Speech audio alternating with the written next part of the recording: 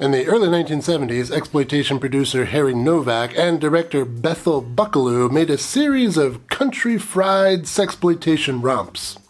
There was this one, Southern Comforts, Country Cousins, Sassy Sue, and, of course, most famously, Midnight Plowboy. Ooh, there's probably some other ones that I can't remember right now, but nobody ever forgets Midnight Plowboy.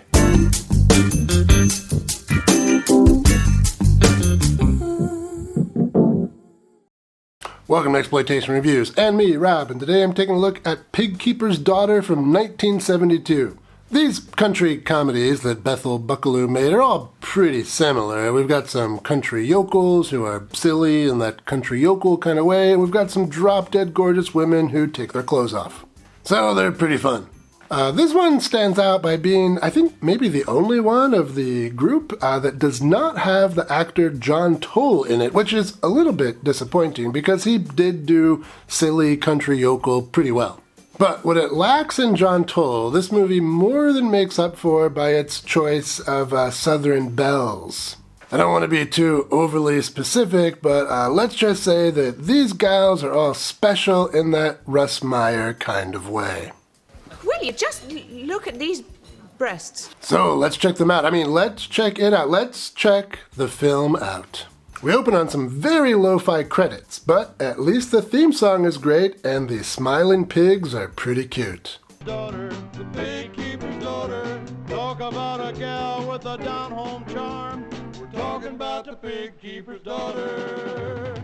The girl here is our main character, Moonbeam. She's wearing a frayed skirt in that Flintstone style. Yabba dabba doo. Her parents, the Swiners, pig farmers named Swiner. What are the chances of that? That's kind of like if I was named Rob Milford. Anyway, Moonbeam's parents are a bit nervous that she hasn't settled down yet. She's starting to get kind of long in the tooth by country standards. The guy what's right for my little gal will just walk right up and say, "Howdy, I'm here to ask for Moonbeam's hand." Well, it'll have to be soon, or he'll have to be good at pushing a wheelchair, 'cause she's already 19. Over in a field next to the farm, local boy Jasper tries to make things happen with one of the local girls, Patty. But just as they are rounding third base, Patty backs out, as is her right, of course. I'll tell you what, pretty Patty, you can keep that damn thing till it rots off, but I'm going over the hill to Moonbeam's, 'cause she knows what it's for and how to use it to boot. So Jasper and Moonbeam have a good time, and we're reminded that her namesake, the moon itself, is a large but somehow still firm globe.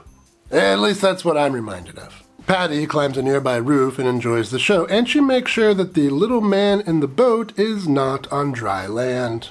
Your sexual innuendo is priceless. Of course, none of this is at all appropriate for where we are right now. Man, I just work here. So maybe we don't have to stay here. You can now support the channel on Patreon for $1 a month and get access to Patreon exclusive videos and more. Upgrade to $3 a month for access to extended and uncensored versions of my reviews. The link is in the description and your support is very much appreciated. So we hop over to a traveling salesman. He sings a silly song and then happens upon a man tied up in an uncomfortable position. The man says that he's the victim of some hitchhiker, and after a pretty stupid joke, the salesman takes off and then picks up a hitchhiker. I wonder if it's the same one. She offers him some catering services for a price, but our salesman says he doesn't pay for catering. She shows him how ripe the melons are and he changes his mind. Although he thinks $25 is entirely too much, and he's not wrong. I looked it up, and $25 in 1972 is like nearly $200 in today money. That's some expensive fruit. So they have a picnic, and she was right. The watermelons were tasty, but then she says the new price is $50 because she's only 15 years old, and he wouldn't want people to know that particular detail. I guess you need special permission to work when you're 15 years old. or something. Our salesman ends up at Moonbeam's house. Her parents are happy he's there. They think he might be the husband for Moonbeam. In exchange for a few bottles of lotion, Moonbeam's mother takes off her top, and she is... And how. And what's particularly interesting about her is this is 1972, remember, which is about 100 years after the end of the Civil War, so it was really quite rare to see cannons perched above a landing strip.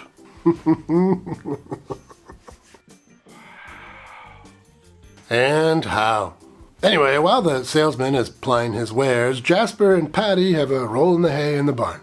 You wouldn't want to get bored watching just one scene, would you? So what do you think? Will Moonbeam end up marrying this traveling salesman? Do we even care? Well, that's enough out of me as far as plot goes. Let's talk some highlights. There are 4 women in this movie, and each one is more beautiful than the last. Which one will be your favorite will come down to personal preference. An argument can be made for any of them. For this movie, I guess you could call me a mama's boy because... But that's just me. And the softcore shenanigans in this movie are pretty great. There's that lotion scene, a roll in the hay, a picnic, an outdoor bath scene. That one is particularly good. And all of these scenes are shot pretty well, which is to say, lewdly. But also with good lighting. This isn't a 90s thriller where everything is hidden in shadows. It's bright, the camera's not shy, and neither are the actors.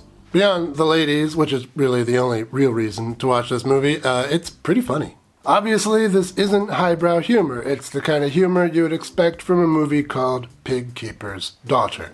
So overall, we've got numerous scenes featuring drop-dead gorgeous women, and when we're not in one of those scenes, the country fried humor is pretty entertaining. For the kind of movie it is, stupid, sexy, sexploitation, this movie is top tier.